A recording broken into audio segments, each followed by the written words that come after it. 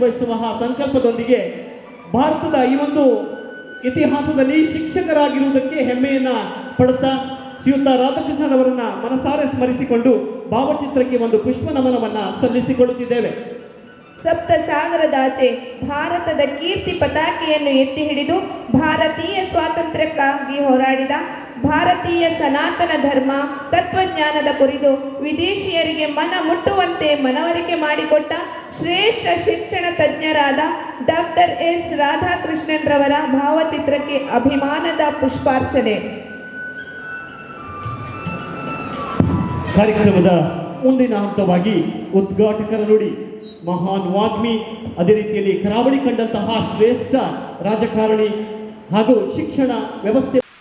ಶಿಕ್ಷಕ ದಿನಾಚರಣೆಯಲ್ಲಿ ತುಂಬ ಖುಷಿ ಏನಂದರೆ, ಕುಂದಾಪುರದಂಥ ಒಂದು ಪ್ರದೇಶದಲ್ಲಿ ಭಾಳ ಅರ್ಥಪೂರ್ಣವಾಗಿ ವ್ಯವಸ್ಥಿತವಾಗಿ ಸರ್ವಪಲ್ಲಿ ಅವರ ಹೆಸರಿನಲ್ಲಿ ಈ ಕಾರ್ಯಕ್ರಮನ ಆಯೋಜನೆ ಮಾಡಿದ್ದಕ್ಕೋಸ್ಕರ ನಾನು ಸಂಘಟಕರಿಗೆ ಅತ್ಯಂತ ಪ್ರೀತಿಯ ಧನ್ಯವಾದಗಳನ್ನು ಮತ್ತು ಅಭಿನಂದನೆಗಳನ್ನು ಸಲ್ಲಿಸಬೇಕು.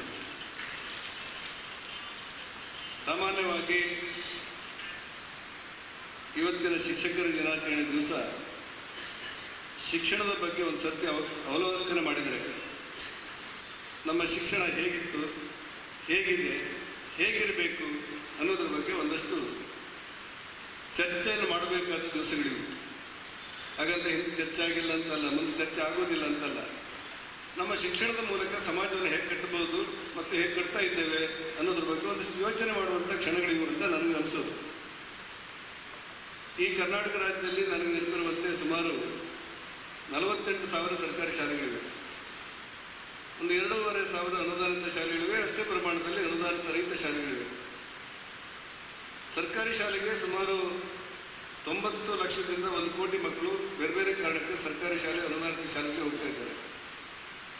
ರಾಜ್ಯದಲ್ಲಿರುವಂಥ ಬಜೆಟ್ನ 10% 11% ಬರೀ ಶಿಕ್ಷಣಕ್ಕೋಸ್ಕರ ವಿನಿಯೋಗ ಮಾಡ್ತಾ ಇದ್ದೇವೆ. ಇಂಥ ಸಂದರ್ಭದಲ್ಲಿ ಮುಂದಿನ ತಲೆಮಾರಿಗೆ, ಭವಿಷ್ಯದ ಭಾರತದ ಪ್ರಜೆಗಳಿಗೆ ಎಂಥ ಶಿಕ್ಷಣ ಕೊಡಬೇಕು ಮತ್ತು ಎಂಥ ಶಿಕ್ಷಣ ಕೊಡ್ತಾ ಇದ್ದೇವೆ ಅನ್ನೋದೇ ನಮ್ಮದಿರುವಂಥ ಚರ್ಚೆ. ಈ ಶಿಕ್ಷಣದ ಮಧ್ಯೆಯೂ ಸಮಸ್ಯೆಗಳಿರ್ಬೋದು, ಶಿಕ್ಷಕರ ಮಧ್ಯೆಯೇ ಸಮಸ್ಯೆಗಳಿರ್ಬೋದು. ಸುಮಾರು ನನಗೆ ನೆನಪಿರುವಂತೆ ಆಗ ನಾನು ಸರ್ಕಾರದಲ್ಲಿದ್ದಾಗ 2,500 ಲಕ್ಷ ಶಿಕ್ಷಕರು, ಗುತ್ತಿಗೆ, ಹೊರಗುತ್ತಿಗೆ, ಕಾಯಮಾತಿ ಇವರೆಲ್ಲ ಸೇರಿದರೆ 2.5 ಲಕ್ಷ ಶಿಕ್ಷಕರಿದ್ದಾರೆ ಅಂತೇಳಿ ಮೇಲ್ನೋಟದ ಲೆಕ್ಕ. ಅಂದಾಜು 48,000 ಸರ್ಕಾರಿ ಶಾಲೆಗಳು ಸೇರಿದಂತೆ ಭಾಳ ಸಮಸ್ಯೆಗಳಿರುವಂಥ ಒಂದು ಕ್ಷೇತ್ರ ಇದು. ಆದರೆ ಶಿಕ್ಷಣದ ಮೂಲಕ ಸಮಾಜವನ್ನು ಕಟ್ಟುವಂಥ ಸಂದರ್ಭದಲ್ಲಿ ಶಿಕ್ಷಕರ ಪರಿಶ್ರಮವನ್ನು ಯಾರೂ ಕೂಡ ಅಲ್ಲಗಳೆಯಲಿಕ್ಕೆ ಸಾಧ್ಯ ಇಲ್ಲ. ಅನೇಕ ಸಂದರ್ಭಗಳಲ್ಲಿ ಸಂಕಷ್ಟಗಳು ಬಂದಾಗ, ಸಮಸ್ಯೆಗಳು ಬಂದಾಗ ಈ ಸಮಾಜದಲ್ಲಿ ಮೌನವಾಗಿಯೇ ಜನಾಭಿಪ್ರಾಯವನ್ನು ಮೂಡಿಸಬಲ್ಲಂಥ ಸಾಮರ್ಥ್ಯ ಇದ್ದರೆ ಅದು ಶಿಕ್ಷಕರ ಕ್ಷೇತ್ರಕ್ಕೆ ಮಾತ್ರ ಅಂತ ನನಗೆ ಅರ್ಥ ಆಗಿರುವಂಥ ವಿಚಾರಗಳಲ್ಲಿ ಒಂದು. ಯಾವ ವಾದವೂ ಇಲ್ಲದೆ, ಯಾವ ವಿವಾದ ಇಲ್ಲದೆ, ಯಾವ ಚರ್ಚೆ ಇಲ್ಲದೆ, ಯಾವ ಗೊಂದಲಕ್ಕೂ ಸಿಕ್ಕದೆ ಏನು ಹೇಳಬೇಕು ಸಮಾಜಕ್ಕೆ ಅದನ್ನು ಒಂದು ರೀತಿಯಲ್ಲಿ ಮೌನದ ಮೂಲಕವೇ ಸಮಾಜದಲ್ಲಿ ಒಂದು ಜಾಗೃತಿ ಮೂಡುವಂಥ ಶಕ್ತಿ ನಮ್ಮ ಶಿಕ್ಷಕ ವೃಂದಕ್ಕಿದೆ ಅಂತ ನನಗೆ ಬೇರೆ ಬೇರೆ ಕಾರಣಗಳಲ್ಲಿ ಅನಿಸಿತ್ತು. ಆ ಹಿನ್ನೆಲೆಯಲ್ಲಿ ನಮ್ಮ ಶಿಕ್ಷಣ ಯಾವ ರೀತಿ ಇರಬೇಕು, ಮುಂದಿನ ತಲೆಮಾರಿಗೆ ಯಾವ ರೀತಿ ಶಿಕ್ಷಣ ಕೊಡಬೇಕು ಅನ್ನೋದ್ರ ಬಗ್ಗೆ ಇವತ್ತು ಸಮಾಜದಲ್ಲಿ ಚರ್ಚೆ ಆಗ್ತಿದೆ. ಈ ಸ್ವಾತಂತ್ರ್ಯ ಬರುವ 1947 ಆಗಸ್ಟ್ ಮಧ್ಯರಾತ್ರಿ ಸ್ವಾತಂತ್ರ್ಯ ಬಂತು ನಾವೆಲ್ಲ ಅಂತೀವಲ್ಲ, ಆಗ ಹೇಳ್ತಾ ಇರೋ ಸಂದರ್ಭದಲ್ಲಿ ಸ್ವಾತಂತ್ರ್ಯ ಕೊಡಬೇಕಾದಂಥ ಮೌಂಟ್ ಬ್ಯಾಟನ್ ಆಲೋಚನೆ ಮಾಡ್ತಾ ಇದ್ದಂತೆ.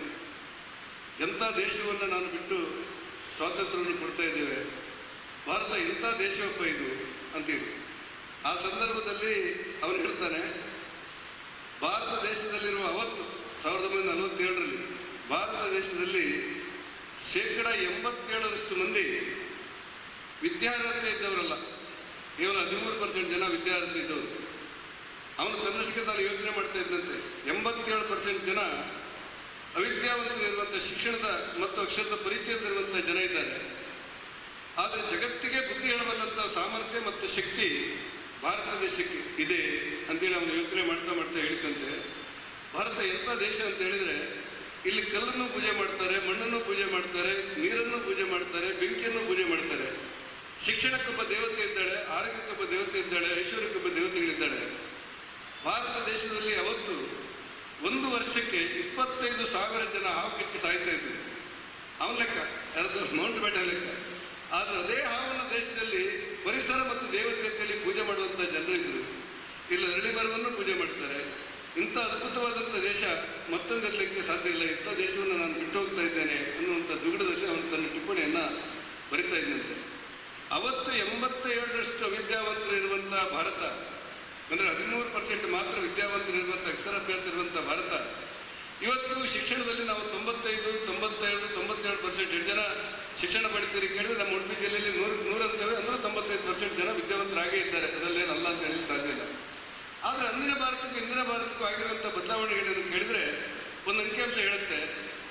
ಸ್ವಾತಂತ್ರ್ಯ ಪೂರ್ವದಲ್ಲಿ 13% ಜನ ಇರುವಂಥ ವಿದ್ಯಾವಂತರಿರುವ ಭಾರತದ ಶೇಕಡಾವಾರು ಕ್ರೈಮ್ಗಳಿಗೆ, ಅಪರಾಧ ಸಂಖ್ಯೆಗಳನ್ನ ಲೆಕ್ಕ ಹಾಕಿದ್ರೆ ಇವತ್ತು 97% ವಿದ್ಯಾವಂತರಿರುವಂಥ ಈ ದೇಶದಲ್ಲಿರುವಂಥ ಅಪರಾಧಗಳ ಸಂಖ್ಯೆಯನ್ನು, ಕ್ರೈಮ್ ರೇಟನ್ನು ಲೆಕ್ಕ ಹಾಕಿದರೆ ಶೇಕಡಾವಾರು ಅವತ್ತಿಗಿಂತ 97% ವಿದ್ಯಾವಂತರಿರುವಂಥ ಭಾರತದಲ್ಲಿ ಇವತ್ತು ಕ್ರೈಮ್ ರೇಟ್ ಜಾಸ್ತಿ ಆಗಿಬಿಟ್ಟಿದೆ ಅಂತ ಹೇಳಿದರೆ ಅಂದರೆ 13% ಇರುವಾಗ ಏನು ಕ್ರೈಮ್ ಇತ್ತು, ಏನು ಅಪರಾಧಗಳಿತ್ತು, ಆ ಅಪರಾಧಗಳ ಸಂಖ್ಯೆ ಇವತ್ತು 95-97% ಜನ ವಿದ್ಯಾವಂತರಿರುವಂಥ ಭಾರತದಲ್ಲಿ ಆ ಕ್ರೈಮ್ ರೇಟ್ಗಿಂತ ಈ ಕ್ರೈಮ್ ರೇಟ್ ಈ ಸತಿ ಜಾಸ್ತಿ ಆಗಿದೆ. ಅಂದರೆ ನಾವೆಲ್ಲ ವಿದ್ಯಾವಂತರಾದೆವು. ಆದರೆ ಇನ್ನೂ ಸಂಸ್ಕಾರಯುತವಾದಂಥ ಒಂದು ಮಾನಸಿಕತೆ ನಮಗೆ ಬರಬೇಕಾದ್ರೆ ಭಾಳ ದಿವಸ ಹೋಗಬೇಕೇನೋ ಅಂತ ಈ ಅಂಕಿಅಂಶಗಳು ನಮ್ಗೆ ಹೇಳುತ್ತೆ. ಆ ಹಿನ್ನೆಲೆಯಲ್ಲಿ ಶಿಕ್ಷಣ ಯಾವ ರೀತಿ ಇರಬೇಕು ಅಂತೇಳಿ ಒಂದು ಸಾರಿ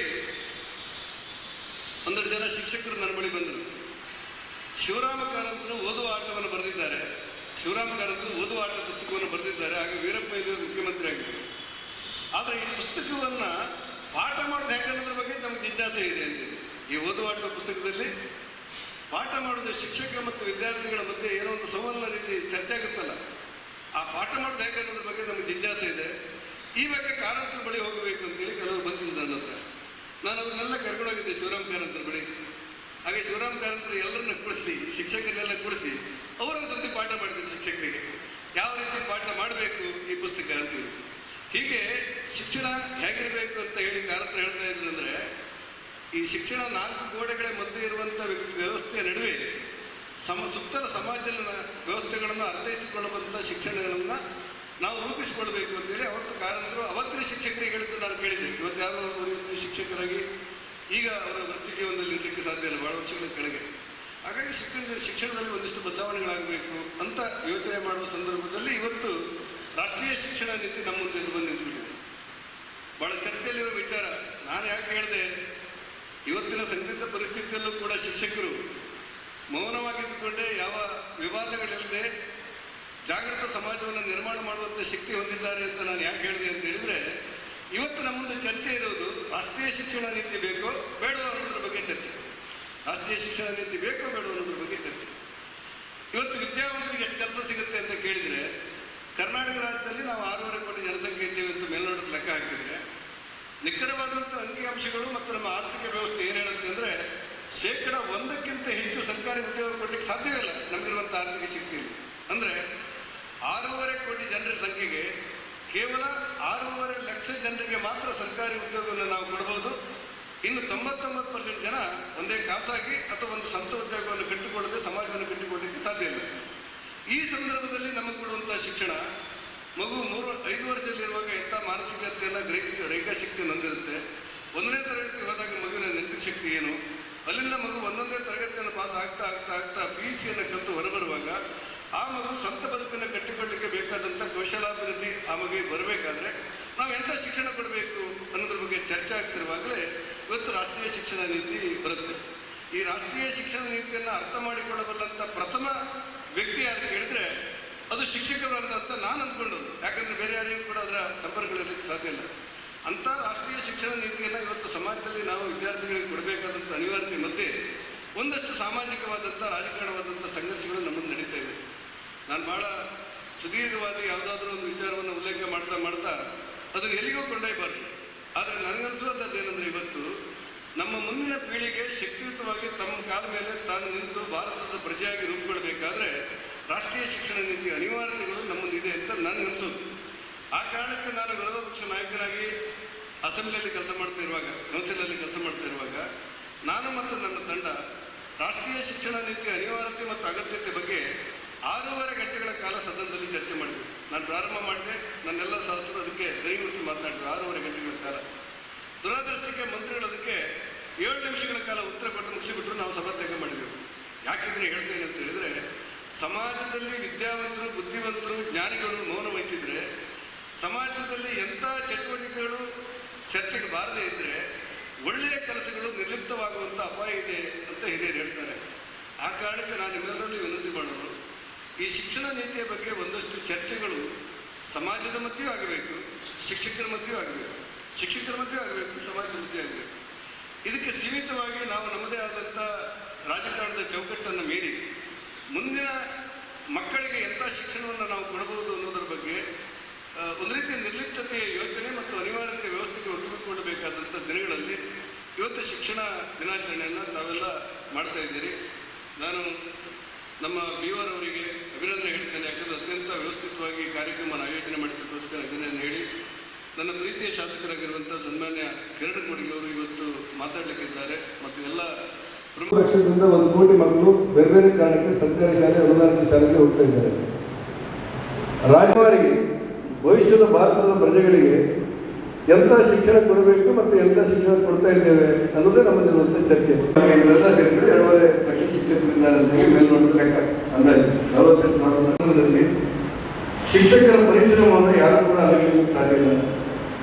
ಅನೇಕ ಸಂದರ್ಭಗಳಲ್ಲಿ ಸ್ವಾತಂತ್ರ್ಯ ಬರುವ 1947 ಆಗಸ್ಟ್ 1 ಸ್ವಾತಂತ್ರ್ಯ ಆಗ 8 ವರ್ಷವನ್ನು ನಾನು ಇಟ್ಟು ಸ್ವಾತಂತ್ರ್ಯ ಕೊಟ್ಟರೆ ವರ್ಷದ ಪರಿಚಯದಲ್ಲಿರುವಂಥ ಜನ ಇದ್ದಾರೆ.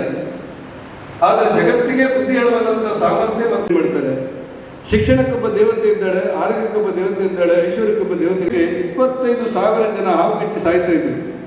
ಅವನ ಭಾರತ ಅಂದ್ರೆ 13% ಮಾತ್ರ ವಿದ್ಯಾವಂತರಿರುವಂಥ ಕ್ರೈಮ್ಗಳಿಗೆ ಅಪರಾಧದ ಸಂಖ್ಯೆಗಳನ್ನು ಲೆಕ್ಕ ಹಾಕಿದ್ರೆ ಇವತ್ತು 97% ವಿದ್ಯಾವಂತರಿರುವಂಥ ಈ ದೇಶದಲ್ಲಿರುವಂಥ ಅಪರಾಧಗಳ ಸಂಖ್ಯೆ 97% ವಿದ್ಯಾವಂತರಿರುವಂಥ ಭಾರತದಲ್ಲಿ ಇವತ್ತು ಆ ಅಪರಾಧಗಳ ಸಂಖ್ಯೆ ಇವತ್ತು 92% ಜನ ವಿದ್ಯಾವಂತರಿರುವಂಥ ಭಾರತದಲ್ಲಿ ಆ ಕ್ರೈಮ್ ರೇಟ್ಗಿಂತ ಈ ಕ್ರೈಮ್ ರೇಟ್ ಜಾಸ್ತಿ ಆಗಿದೆ ಅಂದ್ರೆ ನಾವೆಲ್ಲ ವಿದ್ಯಾವಂತರಾದ ಹಬ್ಬದ ಆರಂಭ ಅಂತ ಹೇಳ್ತಾರೆ. ಆ ದೃಷ್ಟಿಯಿಂದ ಒಬ್ಬ ಶಿಕ್ಷಕನಾಗಿ, ಶಿಕ್ಷಕ ಸಂಘದ ಪ್ರತಿನಿಧಿಯಾಗಿ ನಾವೆಲ್ಲರೂ ಎದುರುತ್ತಿರುವ ಸಮಸ್ಯೆಗಳು ಅಂತ ಹೇಳಲು ನಾನು ಸವಾಲುಗಳು ಅಂತ ಹೇಳ್ತೇನೆ.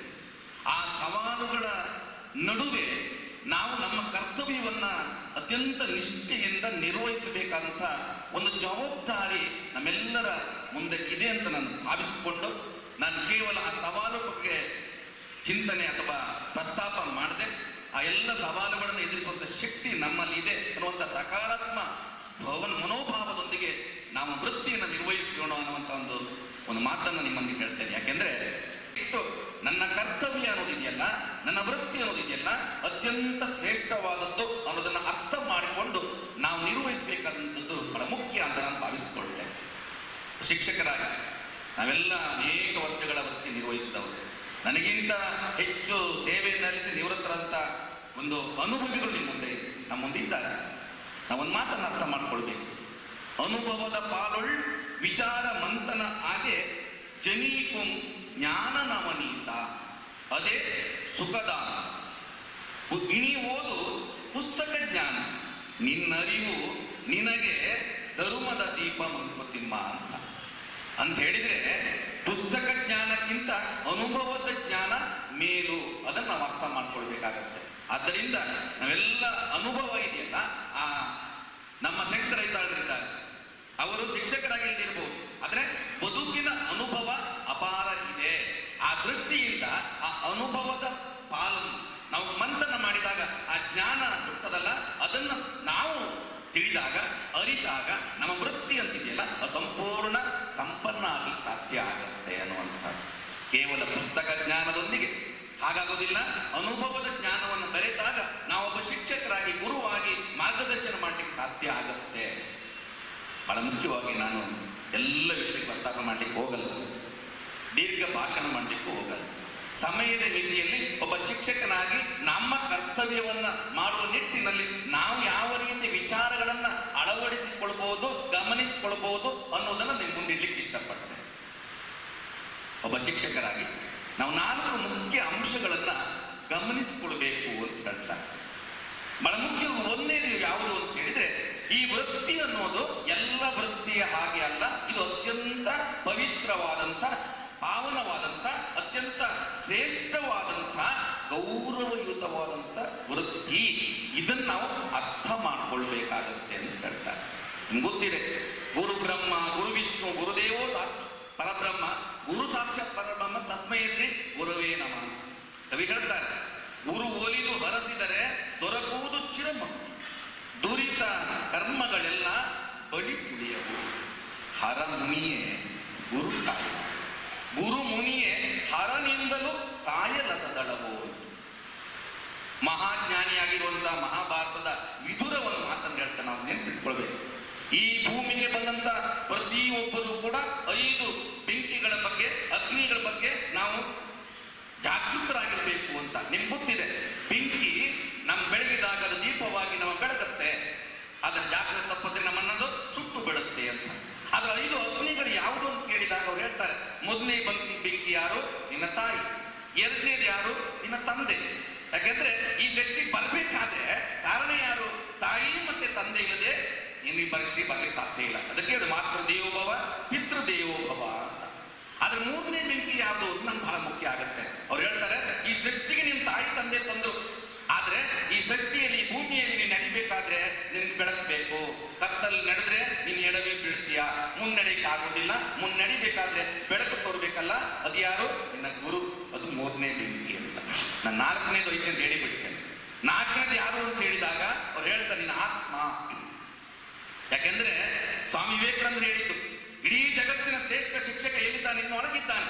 ನಿನ್ನ ಆತ್ಮಕ್ಕಿಂತ ಶ್ರೇಷ್ಠನಾದ ಶಿಕ್ಷಕ ಜಗತ್ತಿನಲ್ಲಿ ಬೇರೆ ಇಲ್ಲ ಅಂತ. ಯಾಕೆಂದ್ರೆ ನಮ್ಮ ಆತ್ಮಪೂರ್ವಕವಾಗಿ ನಮ್ಮ ಕರ್ತವ್ಯ ನಿರ್ವಹಿಸಿದಾಗ ಅದು ಶ್ರೇಷ್ಠವಾಗುತ್ತೆ ಅಂತ. ಇದಕ್ಕೊಂದು ಉದಾಹರಣೆ ಕೊಟ್ಟು ನಾನು ಮುಂದಿನ ಮಾತಿಗೆ ಹೋಗ್ತೇನೆ. ಯಾಕೆಂದ್ರೆ ನಾವೆಲ್ಲ ವೃತ್ತಿಯನ್ನು ನಿರ್ವಹಿಸುವಾಗ ಯಾವ ರೀತಿ ನಿರ್ವಹಿಸಬೇಕು ಅನ್ನೋದಕ್ಕೆ ಒಂದು ಮಾದರಿ ಆಗುತ್ತೆ ಅಂತ ಭಾವಿಸ್ಕೊಳ್ತೇವೆ. ನಿಮ್ಗೆ ಗೊತ್ತಿದೆ, ಅಕ್ಬರ್ ಮಹಾರಾಜನ ಆಸ್ಥಾನದಲ್ಲಿ ತಾನ್ಸೇನ್ ಎನ್ನುವಂಥ ಅದ್ಭುತ ಗಾಯಕನಿದ್ದ ಅಂತ ಅಂತ ಹೇಳಲಿಕ್ಕೆ ಬೇಕಾಗಿದೆ. ಒಂದಿನ ಅಕ್ಬರ್ ಹೇಳ್ತಾನೆ, ತಾನ್ಸೇನ್, ನಿಮ್ಮ ಸಂಗೀತವನ್ನು ಕೇಳುವಾಗ ನಮ್ಮ ಮೈ ಮರೆತು ಮಂತ್ರಮುಗ್ಧರಾಗ್ತೇವೆ. ನನಗೆ ನಿಮ್ಮ ಗುರುಗಳನ್ನ ನೋಡಬೇಕು, ಅವರ ಸಂಗೀತವನ್ನು ಕೇಳಬೇಕು ಅಂತ ಆಸೆ ಆಗುತ್ತೆ ಅಂತ. ಆಗ ಅವ್ರು ಬರ್ಲಿಕ್ಕೆ ಹೇಳು ಅಂತ ಹೇಳ್ತಾರೆ. ಅವರು ಬರೋದಿಲ್ಲ. ಅವ್ರು ನೋಡ್ಬೇಕಾದ್ರೆ ನಾವೇ ಹೋಗ್ಬೇಕು ಅಂತ. ಆಗ ಒಂದಿನ ನಿಶ್ಚಯ ಆಗುತ್ತೆ, ಅಕ್ಬರ್ ಮತ್ತು ತಾನ್ಸೇನ್ ಅವ್ರ ಗುರುವನ್ನು ನೋಡ್ಕೊಂಡು ಹೋಗ್ತಾರೆ. ನದಿಯನ್ನು ದಾಟಿ ಒಂದ್ ಕಡೆ ಹೋಗ್ತಾ ಇರುವಾಗ ಅಲ್ಲಿ ಒಂದು ಆಶ್ರಮದ ಮುಂದೆ ಒಂದು ಮರದ ಕೆಳಗಡೆ ಅವೇನೋ ಒದ್ದೆ ಬಟ್ಟೆಯನ್ನ ಸ್ನಾನ ಮಾಡಿ ಬಂದು ಕುಳಿತುಕೊಂಡು ಅವ್ರು ಹಾಡ್ತಾ ಇರ್ತಾರೆ. ಆ ಹಾಡ್ತಾ ಇರುವಾಗ ಸುತ್ತಲಿರುವಂತಹ ಎಲ್ಲ ಮೃಗ ಪಕ್ಷಿಗಳೆಲ್ಲ ಮೈ ಮರೆತು ಕೇಳ್ತಾ ಇದ್ದಂತೆ ಅದ್ಭುತವಾದ ಹಾಡು. ಆ ಹಾಡು ಕೇಳ್ತಾ ಕೇಳ್ತಾ ಅಕ್ಬರ್ನು ಕೂಡ ಮೈ ಮರೆತು ಬಿಡ್ತಾರೆ. ಅವ್ರು ಹಾಡು ನಡೆಸಿ ಅವ್ರು ಹಾಗೆ ಹೋಗ್ಬಿಡ್ತಾರೆ. ಆಗ ಅಕ್ಬರ್ ಹೇಳುವಂತ ಮಾತು, ನಾನು ನಿನ್ನ ಸಂಗೀತ ಕೇಳುವಾಗ ಅದ್ಭುತ ಅಂತ ಅನಿಸುತ್ತೆ, ಆದ್ರೆ ನಿಮ್ಮ ಗುರುಗಳ ಸಂಗೀತವನ್ನು ಕೇಳುವಾಗ ನನಗೆ ನಿಮ್ಮ ಸಂಗೀತ ಬಹಳ ಶಪ್ಪೆ ಅಂತ ಅನಿಸ್ಬಿಡ್ತು, ಅದು ಅದ್ಭುತ ಅಂತ ಅನಿಸ್ತು ಅಂತ ಹೇಳ್ತಾರೆ. ಆಗ ತಾನ್ಸೇನ್ ಹೇಳಿದಂತ ಮಾತು, ನಾನು ಸಂಗೀತವನ್ನು ಹಾಡುವುದು ನಿಮ್ಮನ್ನು ಮೆಚ್ಚಿಸ್ಲಿಕ್ಕಾಗಿ ಹಾಡುವಂಥದ್ದು. ನೀವೇನಾದ್ರು ಕೊಡ್ತೀರಲ್ಲ ಮೆಚ್ಚಿ, ಅದಕ್ಕಾಗಿ ನಾನು ಹಾಡ್ತಾ ಇರುವಂಥದ್ದು. ಆದ್ರೆ ನನ್ನ ಗುರುಗಳಿಗೆ ಹಾಗಿಲ್ಲ, ಯಾರನ್ನ ಮೆಚ್ಚಿಸಬೇಕಾಗಿಲ್ಲ. ಅವರು ಹಾಡ್ತಾ ಇರೋದು ಯಾರಿಗೆ? ತಮ್ಮ ಆತ್ಮವನ್ನು ಮೆಚ್ಚಿಸುವುದಕ್ಕಾಗಿ, ತಮ್ಮ ಸಂತೋಷಕ್ಕಾಗಿ ಹಾಡ್ತಾ ಇರುವಂಥದ್ದು. ಹಾಗಾಗಿ ನಾವು ವೃತ್ತಿ ನಿರ್ವಹಿಸುವುದು ಯಾವುದು ಸಂಬಳ ಸಿಗ್ತದಂತಲ್ಲ, ನಮ್ಮ ಆತ್ಮಕ್ಕೆ ಖುಷಿ ಕೊಡುವುದಾಗ ನಾವು ಕೆಲಸ ಮಾಡಿದಾಗ, ನಮ್ಮ ಆತ್ಮ ಸಾಕ್ಷಿ ನೋಡುವಾಗ ನಾವು ಕರ್ತವ್ಯ ನಿರ್ವಹಿಸಿದಾಗ ನಾವು ವೃತ್ತಿಯ ಶ್ರೇಷ್ಠತೆಯನ್ನು ಮುಟ್ಟುವುದಕ್ಕೆ ಸಾಧ್ಯ ಅಂತ ಈ ಸಂದರ್ಭದಲ್ಲಿ ನೆನಪಿಸಿಕೊಳ್ತೇನೆ. 5ನೇ ಬೆಂಕಿ ನಿಮ್ಗೆ ಗೊತ್ತಿದೆ, ಬೆಂಕಿ ಅಂದ್ರೆ ಅಗ್ನಿ.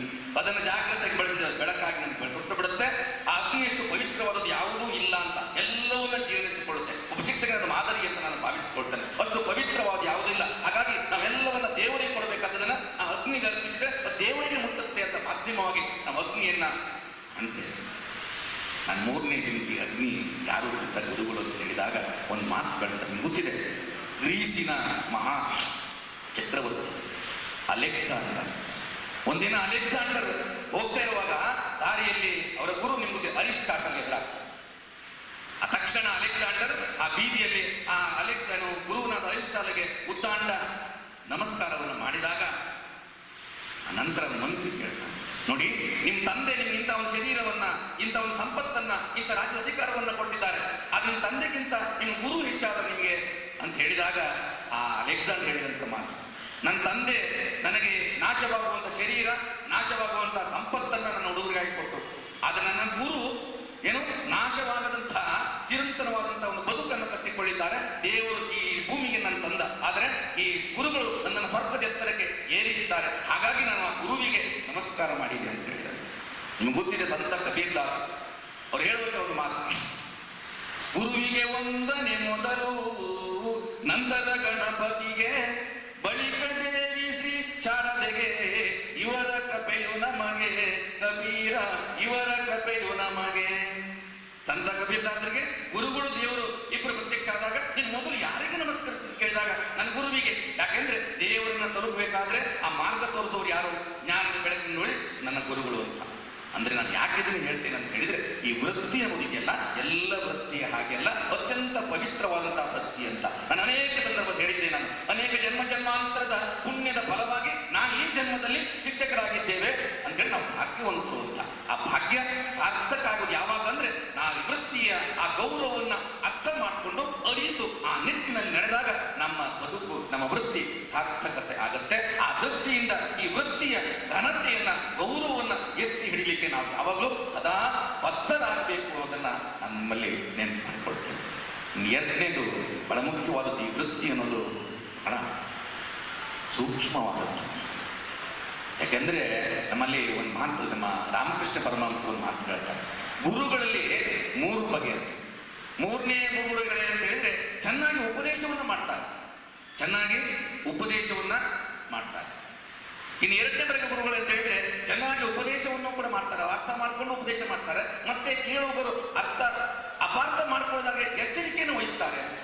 ಆದ್ರೆ 1ನೇ ವರ್ಗದ ಗುರು ತಾನು ಉಪದೇಶ ಮಾಡುವುದನ್ನ ಅರ್ಥ ಮಾಡಿಕೊಂಡು ತನ್ನ ಬದುಕಿನಲ್ಲಿ ಅಳವಡಿಸಿಕೊಂಡು ಆ ಮಾರ್ಗದಲ್ಲಿ ತನ್ನ ಅನುಯಾಯಿಗಳು, ಶಿಷ್ಯರು ನಡೆಯುವ ಹಾಗೆ ಮಾರ್ಗದರ್ಶನ ಮಾಡ್ತಾರೆ, ಅವರೇ ಮಾದರಿಯಾಗ್ತಾರೆ ಅಂತ ಹೇಳಿದ್ರಂತೆ.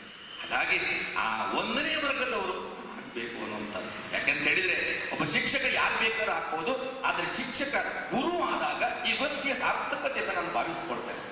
ನಾನು ಕೆಲವು ಉದಾಹರಣೆಯನ್ನು ಕೊಡ್ತೇನೆ.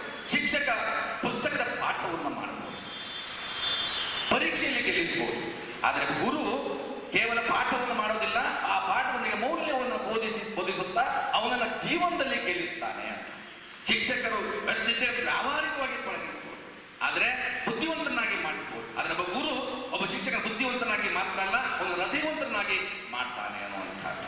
ಹಾಗಾಗಿ ಶಿಕ್ಷಕ ಕೇವಲ ಪರೀಕ್ಷೆಗೆ ಅಲ್ಲ, ನೀಟ್ ಪರೀಕ್ಷೆಯಲ್ಲಿ ಗೆಲ್ಲೋದಲ್ಲ, ಒಬ್ಬ ಗುರು ನೀಟಾಗಿ ಬದುಕುವುದನ್ನು ಕಲಿಸ್ತಾನಲ್ಲ, ಇದು ಬಹಳ ಮುಖ್ಯ ಆಗತ್ತೆ. ಶಿಕ್ಷಣ ಅನ್ನೋದು ಪರೀಕ್ಷೆಗಾಗಿ ಅಲ್ಲ, ಅಂಕಗಳಿಗಲ್ಲ, ಶಿಕ್ಷಣ ಅನ್ನುವಂಥದ್ದು ಬದುಕಿಗಾಗಿ ಅನ್ನುವಂಥದ್ದು. Education is for learn to learn, learn to do, learn to live together. ನಮ್ಗೆ ಗೊತ್ತಿದೆ 4 pillars ಆಫ್ ಎಜುಕೇಶನ್. ಇಡೀ ಶಿಕ್ಷಣ ವ್ಯವಸ್ಥೆ, ಜಾಗತಿಕ ಶಿಕ್ಷಣ ವ್ಯವಸ್ಥೆ ನಿಂತಿರೋದು 4 ಸ್ತಂಭಗಳ ಮೇಲೆ. ಕಲಿಯುವುದನ್ನು ಕಲಿಯುವುದು ಅವನೇ ಕಲಿಯುವುದು, ನಾವು ಮಾರ್ಗದರ್ಶನ ಮಾಡೋದು. ಕಲಿಯುವುದನ್ನು ಅವನು ಕಲಿತಾನಲ್ಲ, ಅದಕ್ಕೆ ಮಾರ್ಗದರ್ಶನ ಮಾಡೋದು. Learn to do, learn to live ಅಂದ್ರೆ ಬದುಕುವುದನ್ನು ಕಲಿಸುವುದು. 4ನೇದು ಬಹಳ ಮುಖ್ಯ ಆಗತ್ತೆ, ಎಲ್ಲರೂ ಒಂದಾಗಿ ಬರುವುದಿಲ್ಲ, ಅದನ್ನು ಕಲಿಸುವುದು. ಶಿಕ್ಷಣ ಇರುವುದು ಬದುಕನ್ನ ಎದುರಿಸುವುದಕ್ಕಾಗಿ. ಬದುಕಿನಲ್ಲಿ ಒಂದೆಲ್ಲ ಸಮಸ್ಯೆಗಳನ್ನ ಎದುರಿಸಲಿಕ್ಕೆ ಆ ಗಟ್ಟಿತನವನ್ನು ಕಲಿಸುವುದಿದೆಯಲ್ಲ, ಅದನ್ನ ಶಿಕ್ಷಣ ಅಂತ ಹೇಳ್ತಾರೆ. ಒಂದು ಮಗು ಶಾಲೆಗೆ ಹೋಗಿ ಕಾಲೇಜನ್ನ ಬಿಟ್ಟು ಹೊರ ಬರುವಾಗ ಅವನು ಮನೆಗೂ ಸಮಾಜಕ್ಕೂ ದೇಶಕ್ಕೂ ಒಳ್ಳೆಯವನಾಗಿ ಮಾಡುವುದೇ ನಿಜವಾದಂತ ಶಿಕ್ಷಣ ಅಂತ ಹೇಳ್ತಾರೆ. ನಮ್ಗೆಲ್ಲ ಗೊತ್ತು ಯಾಕೆ ನಮ್ಮ ವೃತ್ತಿ ಅನ್ನುವಂಥದ್ದು ಕಷ್ಟ ಅಂತ ಹೇಳಿದ್ರೆ, ನುಡಿಯೊಂದು ಮೈಲುದ್ದ, ನಡೆ ಮಾತ್ರ ಚೋಟು.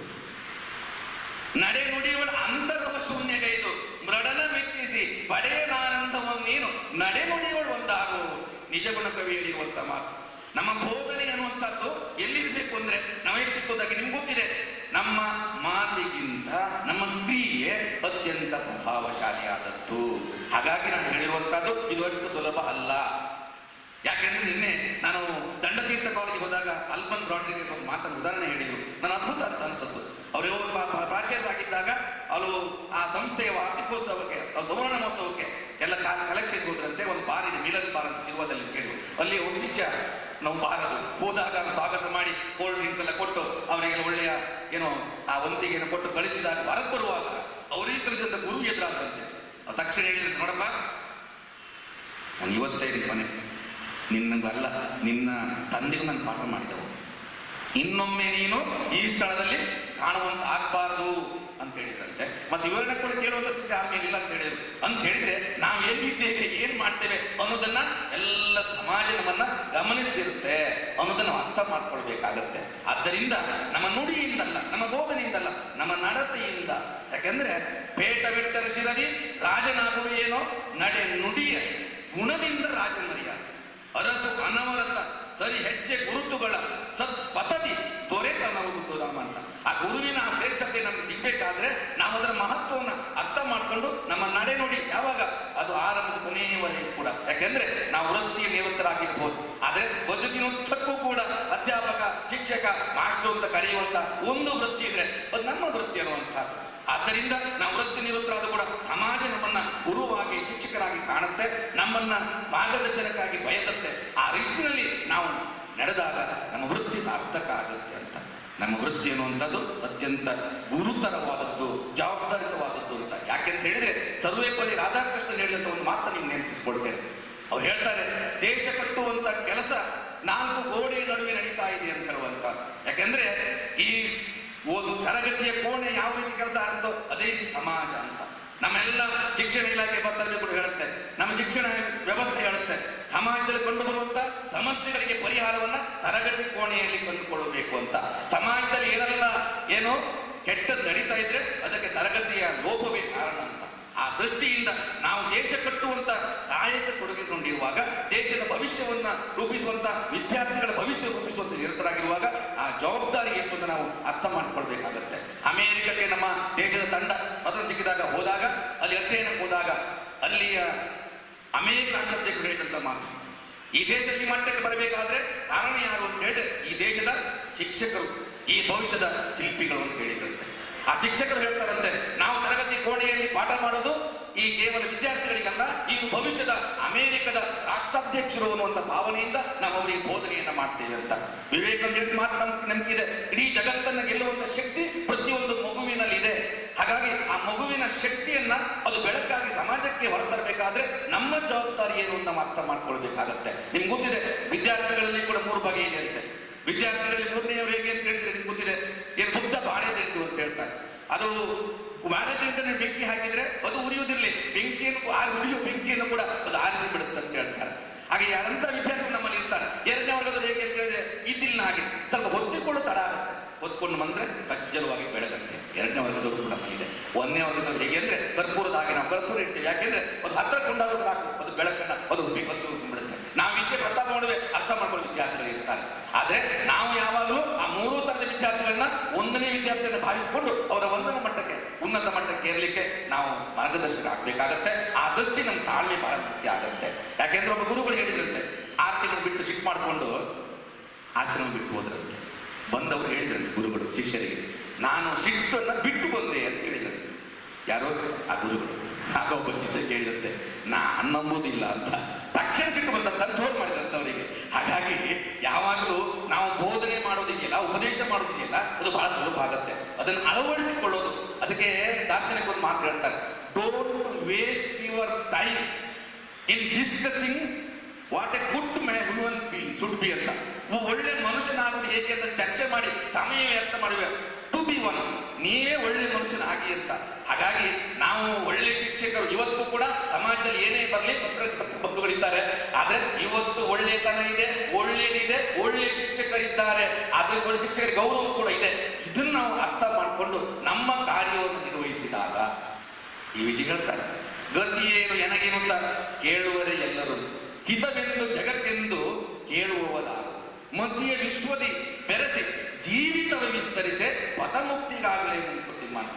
ಜೀವನ ಸಾರ್ಥಕತೆ ಬಹಳ ಮುಖ್ಯ ಆಗತ್ತೆ. ಒಬ್ಬ ಶಿಕ್ಷಕ ಗುರುವಾದಾಗ ಅವನ ಜೀವನ ವೃತ್ತಿ ಮಾತ್ರ ಅಲ್ಲ, ಜೀವನವು ಸಾರ್ಥಕ ಆಗತ್ತೆ. ನಮ್ಮ ಬದುಕು ಸಾರ್ಥಕ ಬದುಕು ಹೇಗಿರ್ಬೇಕು ಅನ್ನೋದಕ್ಕೆ ದಾರ್ಶನಿಕ ಒಂದು ಮಾತು ಹೇಳ್ತಾರೆ. ನೀವು ಹುಟ್ಟಿದ್ರೆ ನಿಮ್ಮ ತಾಯಿ ಸಂತೋಷ ಪಡುವಂತಿರ್ಬೇಕಂತೆ, ನೀವು ಬೆಳೆದ್ರೆ ನಿಮ್ಮ ತಂದೆ ಏನೋ ಖುಷಿ ಪಡುವಂತಿರ್ಬೇಕಂತೆ, ನೀವು ಬದುಕಿನಲ್ಲಿ ಬಾವಿನಲ್ಲಿ ಬೆಳೆದ್ರೆ ಅದು ಇಡೀ ಸಮಾಜ ಅದು ಸಂಭ್ರಮ ಪಡುವಂತಿರ್ಬೇಕಂತೆ.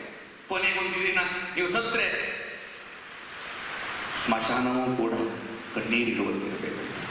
ಆಗ ನಿಜವಾದಂತ ಆ ಬದುಕು ಸಾರ್ಥಕ ಅಂತ. ಹಾಗಾಗಿ ನಾವು ಸಮಾಜ ನನ್ಗೆ ಏನು ಕೊಟ್ಟಿಲ್ಲ, ಗತಿ ಏನು ನನಗೇನಂತ ನಮ್ಗೆ ಕೇಸ್ ಬರ್ತದೆ, ಇಲ್ಲಿ ತೊಂದರೆ ಆಯ್ತು, ಇದು ಕಡಿಮೆ ಆಯ್ತು ಅಂತ ಯೋಚನೆ ಮಾಡೋದಲ್ಲ. ನಾವೇನು ಕೊಡಬೇಕು ಅನ್ನೋದನ್ನು ಯೋಚನೆ ಮಾಡಿದಾಗ ಮಾತ್ರ ಸಾರ್ಥಕತೆ. ಒಂದ್ಸಲ ರಾಮಕೃಷ್ಣ ಪರಮಹಂಸರು ಇಲ್ಲಿ ಗಂಗಾ ನದಿ ತೀರದಲ್ಲಿದ್ದಾಗ ಒಬ್ಬ ಮಹಾಜ್ಞಾನಿ ಎದುರಾಗ್ತಾನೆ. ನಾನು ಎಲ್ಲ ವಿದ್ಯೆಗಳನ್ನ ಪಾರಂಗತನಾಗಿದ್ದೇನೆ, ಎಲ್ಲಕ್ಕಿಂತ ಮುಖ್ಯವಾಗಿ ಈ ಗಂಗಾ ನದಿಯಲ್ಲಿ ನೀರಿನ ಮೇಲೆ ನಡೆಯಬಲ್ಲೆ ಅಂತ ಶಕ್ತಿ ನನಗಿದೆ. ಆಗ ರಾಮಕೃಷ್ಣ ಪರಮಹಂಸರು ಕೇಳಿದ್ರಂತೆ, ಸರಿಯಪ್ಪ ನೀ ನೀರಿನ ನಡೆಯಬಲ್ಲೆ, ಒಂದು 5 ಜನರನ್ನ ಕೂತ್ಕೊಂಡು ನಡೆ ನೋಡುವ ಅಂತ ಹೇಳಿದ್ರಂತೆ. 5 ಜನರನ್ನ ಕೂತ್ಕೊಂಡು ನಡೆ, ಅದ್ ನಂಗೆ ಆಗುದಿಲ್ಲ ಅಂತ ಹೇಳಿದ್ರಂತೆ. ಆಗ ಅವ್ರು ಹೇಳಿದ್ರಂತೆ, ನೋಡು ಈ ದೋಣಿಯವನು ಅವ್ನ ಶಾಲೆಗೆ ಹೋಗಿಲ್ಲ, ಆದ್ರೆ 50 ಜನರನ್ನ ಈ ದಡದಿಂದ ಆ ದಡಕ್ಕೆ ದಾಟಿಸ್ತಾನೆ ಅಂತ. ಈ ಸಮಾಜಕ್ಕೆ ಉಪಯೋಗ ಆಗದ ನಿನ್ನ ಶಿಷ್ಟ, ನಿನ್ನ ವಿದ್ಯೆ ಇಲ್ಲ, ಜ್ಞಾನ ಅದು ನಿರಂತಕ ಅಂತ ಹೇಳಿದ್ರಂತೆ. ಆ ದೃಷ್ಟಿಯಿಂದ ನಮ್ಮ ಜ್ಞಾನ, ನಮ್ಮ ಏನು ಕರ್ತವ್ಯ, ಇದು ಈ ಸಮಾಜಕ್ಕೆ ಉಪಯೋಗ ಆದಾಗ, ಈ ದೇಶಕ್ಕೆ ಉಪಯೋಗ ಆದಾಗ ನಮ್ಮ ಸಾರ್ಥಕ ಅಂತ ಅನಿಸುವಂತ ಆ ದೃಷ್ಟಿಯಿಂದ ನಾವೆಲ್ಲರೂ ಕರ್ತವ್ಯ ನಿರ್ವಹಿಸೋಣ ಅಂತ ಹೇಳ್ತಾ ಕೊನೆಯದಾಗಿ ಒಂದು ಮಾತನ್ನ ಹೇಳಲೇಬೇಕಾಗುತ್ತೆ. ರಾಷ್ಟ್ರಕವಿ ಕುವೆಂಪು, ವಿಶ್ವಕವಿ ರವೀಂದ್ರನಾಥ್ ಠಾಗೂರ್ ಅವರ ಕೃತಿಯಲ್ಲಿ ಬರುವಂಥ ಒಂದು ಅಂಶ ಬಹಳ ಮಾದರಿಯಿಂದ ಭಾವಿಸಿಕೊಳ್ತಾರೆ. ಅಲ್ಲಿ ಬರುವಂಥ ಒಂದು ದೃಷ್ಟಾಂತ, ಸೂರ್ಯ ಮುಳುಗುವಾಗ ಕೇಳ್ತಾನಂತೆ, ನಾನು ಮುಳುಗ್ತಾ ಇದ್ದೇನೆ, ಇಷ್ಟು ಜಗತ್ತಿಗೆ ಬೆಳಕನ್ನು ಕೊಡುವರು ಯಾರಿದ್ದೀರಿ ಅಂತ ಕೇಳಿದಾಗ ಎಲ್ಲ ಮೌನ. ಆಗ ಒಂದು ಪುಟ್ಟ ಹಣತೆ ಹೇಳ್ತಾರೆ, ನಾನು ಇಡೀ ಜಗತ್ತಿಗೆ ನಾನು ಬೆಳಕು ಕೊಡ್ಲಿಕ್ಕೆ ನನಗೆ ಸಾಧ್ಯ ಇಲ್ಲ, ಆದ್ರೆ ನನ್ನ ಹತ್ತಿರ ನಾನು ಬೆಳಕನ್ನು ಕೊಡಬಲ್ಲೆ ಅಂತ ಹೇಳಿದಂತೆ. ಆ ದೃಷ್ಟಿಯಿಂದ ನಾವು ಇಡೀ ಸಮಾಜವನ್ನು ದೇಶವನ್ನು ಬಯಸೋಕೆ ಅಗತ್ಯ ಇಲ್ಲ. ನಮ್ಮ ಪರಿಮಿತಿಯಲ್ಲಿ ನಾವು ಕರ್ತವ್ಯ ನಿರ್ವಹಿಸಿ ಹಣತೆಯಾಗಿ ಕರ್ತವ್ಯ ನಿರ್ವಹಿಸಿದಾಗ, ಬೆಳಕನ್ನು ಬಿಡಿದಾಗ, ನಾವು ಹಣತೆಯಾದಾಗ ಇನ್ನಷ್ಟು ಹಣತೆ ಸಾಧ್ಯ ಆಗುತ್ತೆ. ಕಲಿಯಬೇಕು, ಕಲಿಸುವ ಶಿಕ್ಷಕರು ಆಲಸಿಯ ತಾಳದಲ್ಲೇ ಸತತ ಜ್ವಲಿಸದಿದ್ದಡ ದೀಪ ಇನ್ನೊಂದು ದೀಪವನ್ನು ಹೊತ್ತಿಸಲ್ಕವುದೇ ಬಸವಂತ ಕವಿ ಹೇಳಿರುವಂತ ಮಾತು. ಒಂದು ದೀಪ ಉರಿದಾಗ ಮಾತ್ರ ಇನ್ನೊಂದು ದೀಪವನ್ನು ಹತ್ತಿಸಲಿಕ್ಕಾಗತ್ತೆ. ನಾವು ಒಳ್ಳೆ ವಿದ್ಯಾರ್ಥಿ ಆದಾಗ ಒಳ್ಳೆ ಅಧ್ಯಾಪಕ ಆಗಲು ಸಾಧ್ಯ ಆಗುತ್ತೆ. ಆ ದೃಷ್ಟಿಯಿಂದ ಅಧ್ಯಯನದ ಮೂಲಕ ಹೊಸ ಹೊಸ ವಿಚಾರಗಳನ್ನ ದಿನದಂತೆ ದಿನ ಇಲ್ಲ, ಮನದಂತೆ ಮನ ಇಲ್ಲ, ಜನವು ಕ್ಷಣ ಕ್ಷಣವು ನಾವು ನೋವು ಗುಣದೊಟ್ಟಿಗೆ ಮುಪ್ಪಿಲ್ಲ, ಅನುಭವಕ್ಕೆ ಮಿತಿ ಇಲ್ಲ, ಅನವರದ ಚಲಿತ ಜಗ ಮಂಕುತಿಮ್ಮ ಅಂತ. ಈ ಜಗತ್ತು ಅತ್ಯಂತ ವೇಗವಾಗಿ ಬದಲಾಗ್ತಾ ಇರ್ತದೆ. ಆ ಬದಲಾವಣೆ ದೂರದಲ್ಲ, ಆ ಬದಲಾವಣೆ ತಕ್ಕ ಹಾಗೆ ನಮ್ಮ ಮಕ್ಕಳು ಹೊಂದಿಕೊಳ್ಬೇಕು, ಅವರ ಬದುಕನ್ನ ಏನೋ ಯಶಸ್ವಿ ಆಗೋ ಸಾರ್ಥಕ ಆಗಬೇಕು.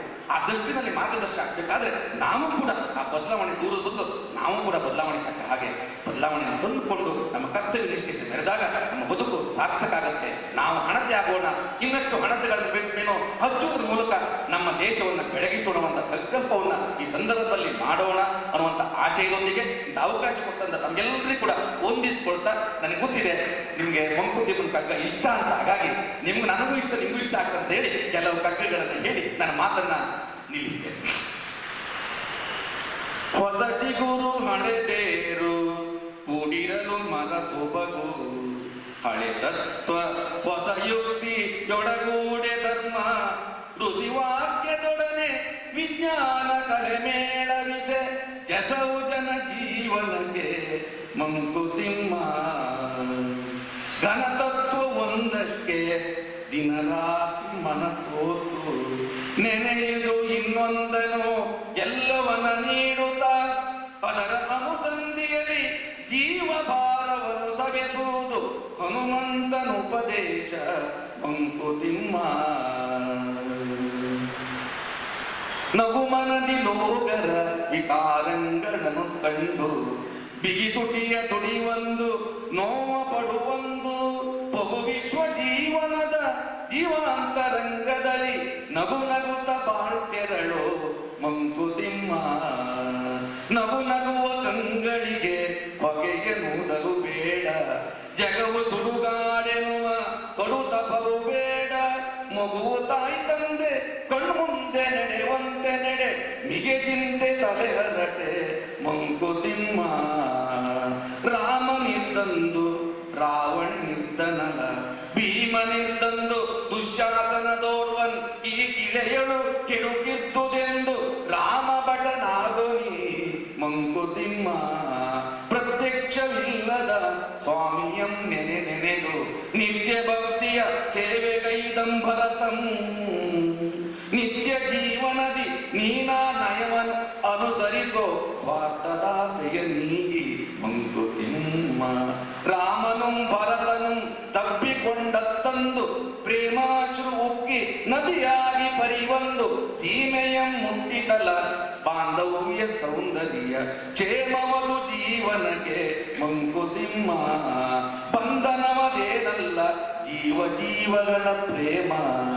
ದಂದುಗವನ್ ಅರೆಗೈವ ಒಂದೆನಿಲೆ ಅರೆ ಬೆರೆ ತರಳೆ ಬದುಕು ಪೂರ್ಣ. ದಂದುಗವನ್ ಅರೆಗೈವ ಸಂತಸವನ್ ಇಮ್ಮಡಿಪ.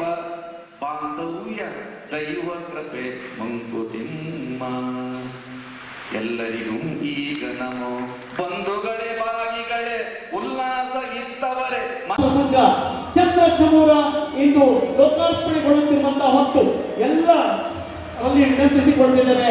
ಗಟ್ಟಿ ಚಪ್ಪಾಳೆಯೊಂದಿಗೆ ನಮ್ಮ ನಾಗರಾಜ ಆಚಾರ್ಯರನ್ನು ಪ್ರೋತ್ಸಾಹಿಸಿಕೊಳ್ಳುತ್ತಾ ಈ ಒಂದು ಕೃತಿ ಬಿಡುಗಡೆಯ ಕಾರ್ಯಕ್ರಮಕ್ಕೆ ಎಲ್ಲ ಅತಿಥಿಗಳೆಲ್ಲರೂ ಸಹಕರಿಸುವಂತೆ ವಿನಂತಿಸಿಕೊಂಡು, ಒಬ್ಬ ಶಿಕ್ಷಕನಾಗಿ ಪ್ರವೃತ್ತಿಯಲ್ಲಿ ಒಬ್ಬ ಕಲಾವಿದನಾಗಿ ಬಹಳಷ್ಟು ಉತ್ತಮ ಸೇವೆಯನ್ನು ಸಲ್ಲಿಸುತ್ತಿರುವಂತಹ ನಾಗರಾಜ ಆಚಾರ್ಯರ ಮುಂದಿನ ವೃತ್ತಿ ಬದುಕು ಪ್ರವೃತ್ತಿಯಲ್ಲಿ ಕೂಡ ಇನ್ನೊಂದಿಗೆ ನಾವೆಲ್ಲರೂ ಕೂಡ ಇವರನ್ನ ಅತ್ಯಂತ ಪ್ರೀತಿ ಗೌರವದ ಶಾಲು ಹಾಗೆ ಸ್ಮರಣೀಯೊಂದಿಗೆ ಗೌರವಿಸಿಕೊಂಡು ಶಿಕ್ಷಕರ ದಿನಾಚರಣೆ ಎರಡು ವೇದಾವತಿ ಮೇಡಮ್ ತಾವು 13/1/1996 ಸುದೀರ್ಘ 29 ವರ್ಷಗಳ ಕಾಲ ಕರ್ತವ್ಯ ನಿರ್ವಹಿಸಿ ಪ್ರಾಣಿಗಳ ಸಮುದಾಯದ ಶಿಕ್ಷಣ ಇಲಾಖೆಯ ಪ್ರೀತಿಗೆ ಪಾತ್ರರಾಗಿ ತಮ್ಮ ನಿವೃತ್ತಿ ಬದುಕು ಪೂರ್ಣಗೊಳ್ಳುತ್ತಿರುವ ಈ ಹೊಸ್ತಿನಲ್ಲಿ ಹೃದಯಪೂರ್ವಕವಾಗಿ ತಮ್ಮೆಲ್ಲರನ್ನು ಸನ್ಮಾನಿಸುತ್ತಿದ್ದೇವೆ.